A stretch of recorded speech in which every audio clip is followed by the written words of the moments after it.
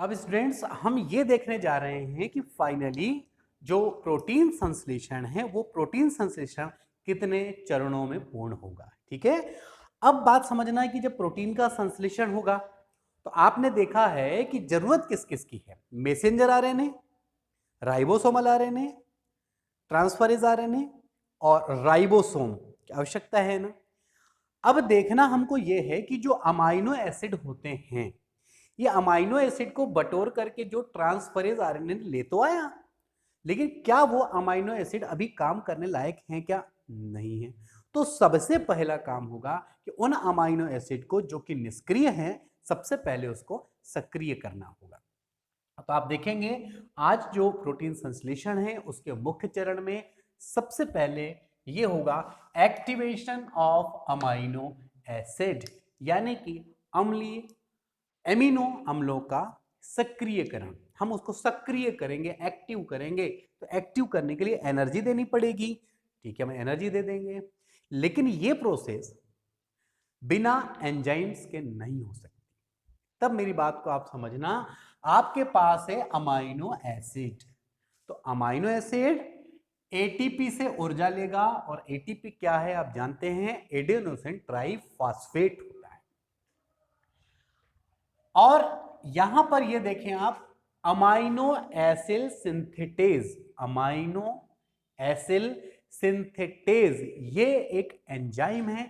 इसकी उपस्थिति में जो अमाइनो एसिड है एटीपी के साथ क्रिया करके क्या बनाएगा, बात को समझना है। यहां पर ये ए जो है वो अमाइनो एसिड को बता रहा है, लेकिन एटीपी का मतलब है एडेनोसिन ट्राइफॉस्फेट। ट्राइफॉस्फेट में से जब पायरोफॉस्फेट निकल जाएगा, ये पायरोफॉस्फेट निकल गया तो यहां पे क्या एडेनोसिन ट्राइफॉस्फेट बचेगा। जब दो फास्फेट निकल जाएंगे जिसे हम पीपी यानी पायरोफॉस्फेट के नाम से जानेंगे, तब क्या यहां पे तीन फास्फेट बचेंगे? नहीं बचेंगे। तो जो नाम है एडेनोसिन ट्राइफॉस्फेट की जगह एक बचा ना, तो एडेनोसिन मोनोफॉस्फेट, तो एटीपी हो जाएगा एएमपी।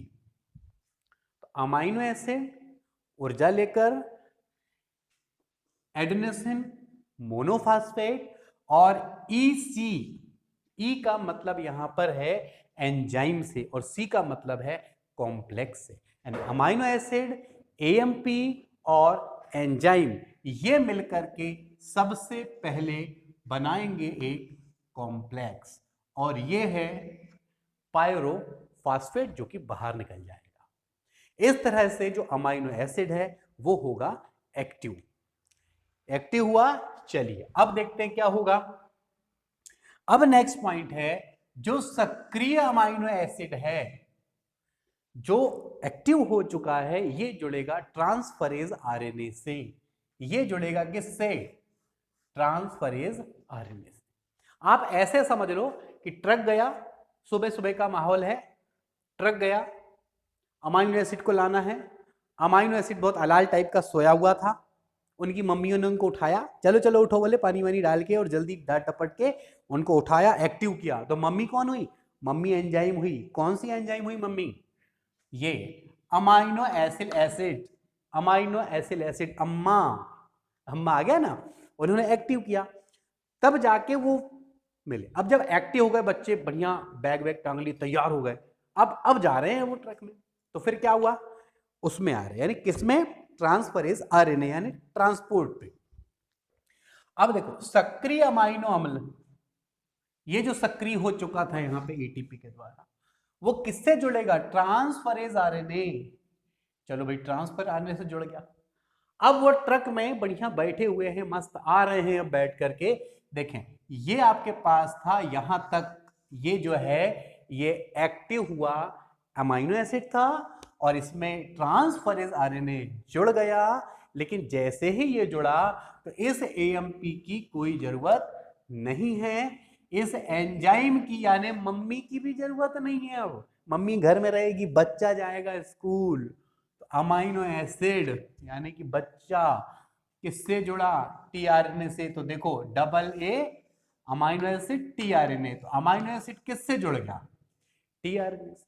AMP अलग हो गया और EC का मतलब एंजाइम अलग हो गए।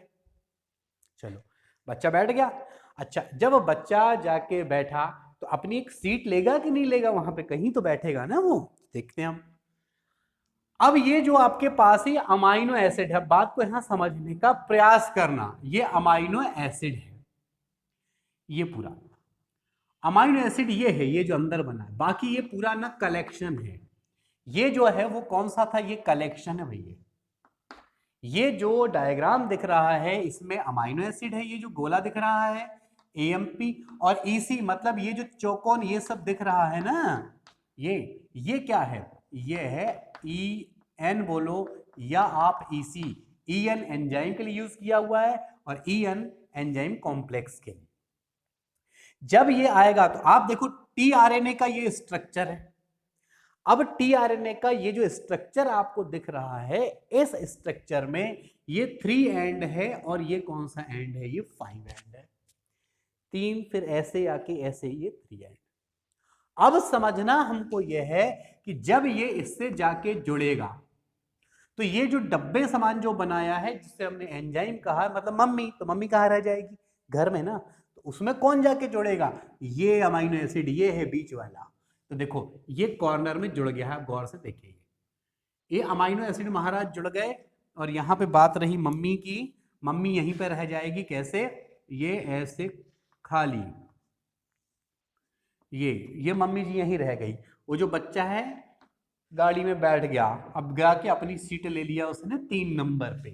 अब जाके ये जो बना है ये आपके पास देखेंगे, यहां पर ये है अमाइनो एसिड है और ये था tRNA, तब बन गया AA-T-RNA।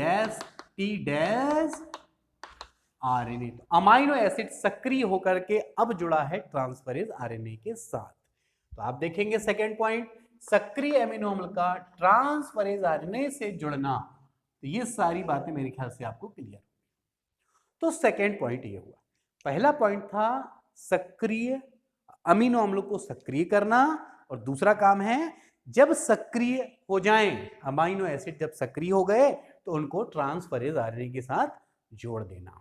ये कच्चे पदार्थ की व्यवस्था हो रही है, अब ट्रक अपना कोशिका से चल के आ रहा है, जब तक वो आए तब तक के कुछ व्यवस्था भी होगी। दूसरी कौन सी व्यवस्था होगी, वो राइबोसोमल RNA चुपचाप थोड़ी ना बैठा होगा, और वो मैसेंजर RNA भी चुपचाप थोड़ी ना बैठा होगा। मैसेंजर RNA अब जाके सूचना देगा किसको, राइबोसोम को। अब देखते हैं कि वो सूचना जो मैसेंजर RNA के रूप में एकहरी रचना के रूप में जो जा रही है वो कहां जाती है।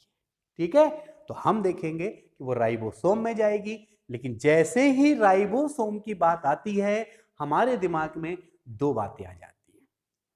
दो बातें इसलिए आती हैं क्योंकि राइबोसोम जो है उसका स्ट्रक्चर जो है उसमें दो भाग होते हैं, एक बड़ा पार्ट होता है और एक छोटा पार्ट। ठीक है, स्मॉलर सब यूनिट एंड बिगर सब यूनिट। तो अब बात आती है वो स्मॉलर में जाता है या फिर बिगर में जाता है, ये समझने वाली बात है। तो देखते हैं, चलिए। अब मेरे ख्याल से यहां तक मेरी बात आपको भी क्लियर समझ आ चुकी है। अब मैं यहां पर लेकर चलता हूं इसका नेक्स्ट पार्ट।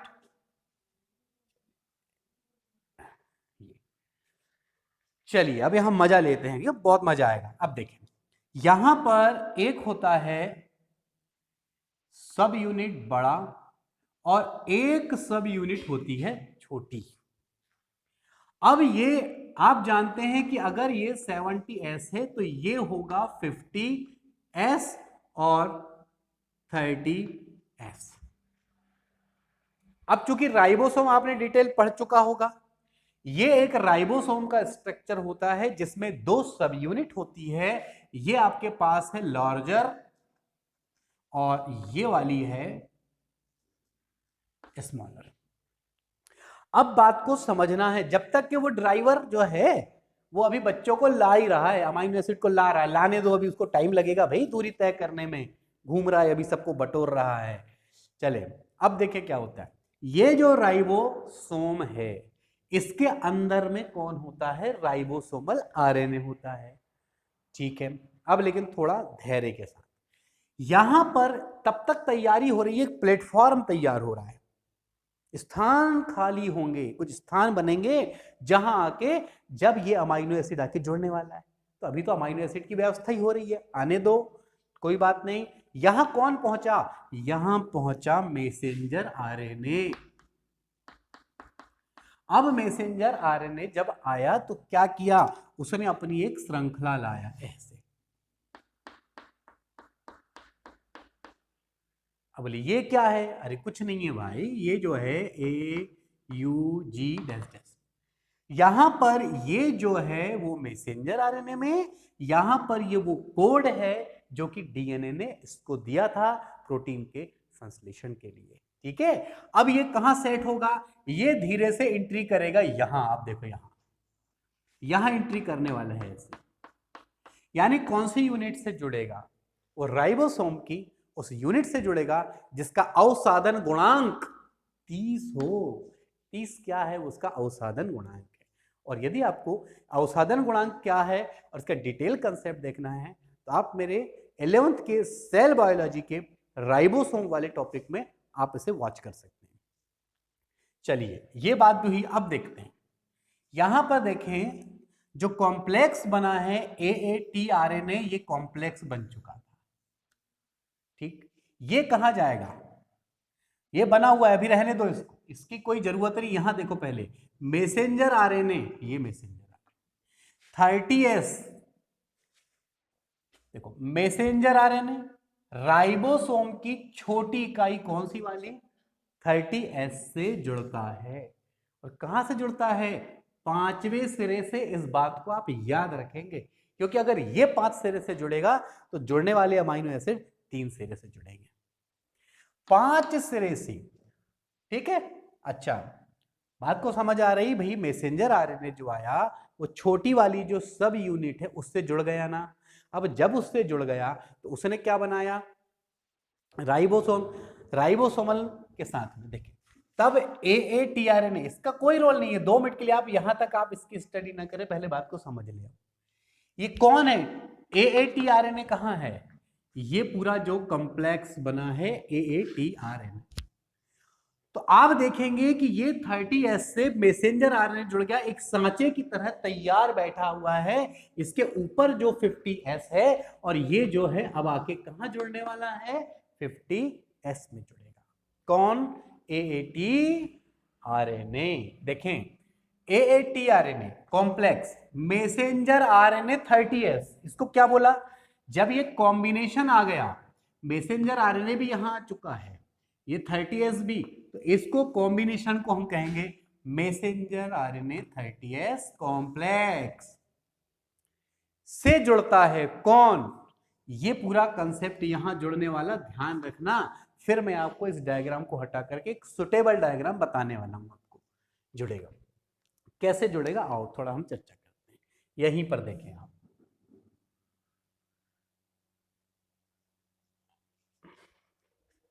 चलिए देखें।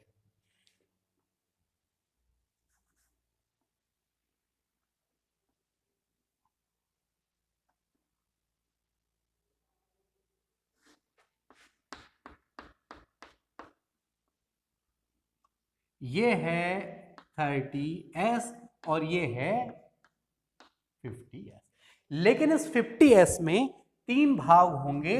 एक पार्ट का नाम होगा E, एक का नाम होगा P और एक नाम होगा A। EPA, ये 3 भाग